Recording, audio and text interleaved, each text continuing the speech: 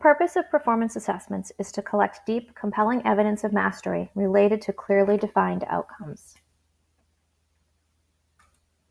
When we are thinking about using that evidence to support graduation expectations, then we are looking for evidence specifically related to the outcomes identified by the Colorado standards. In 2008, Colorado passed a bill requiring students to graduate based on evidence that they attained 21st century skills and workforce readiness. The Colorado standards were revised in 2018 and are required to be revisited again every 6 years to ensure ongoing relevance. Colorado standards are broken into two categories: the academic or content area standards, and the overarching essential skills or post-secondary and workforce readiness skills.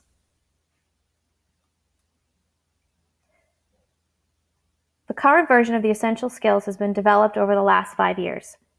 Based on the Colorado Talent Pipeline Report, a team from across the state identified 18 core skills necessary for all students to be successful beyond high school. A Phase 2 group added structure to those 18 skills, calling them essential performance outcomes, and grouped them into 10 competencies. At all stages of this work, input was intentionally sought from across the state and included representation from a wide range of stakeholders. If you would like to read a more detailed history, please feel free to visit the Colorado Department of Education site that is linked here. For our purposes, we are going to take a quick look at the products of this work, as it is the foundation of a well-developed performance assessment. This table shows how the Phase 2 workgroup organized the 18 unique essential performance outcomes into 5 powerful categories. Each of the performance outcomes was further detailed using multiple descriptors.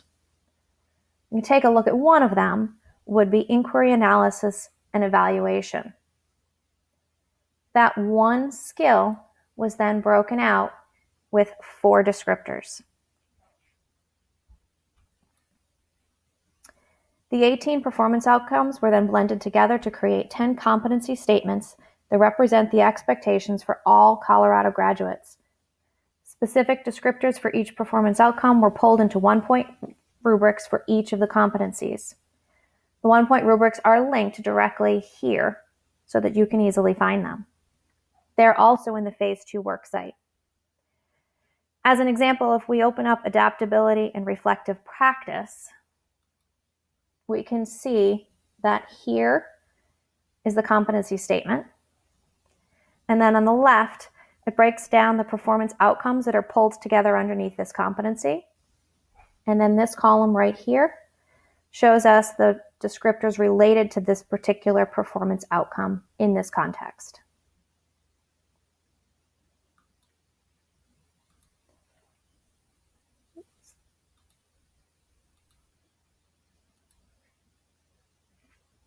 As a way to put things together, this visual crosswalks the 10 competencies with the 18 performance outcomes.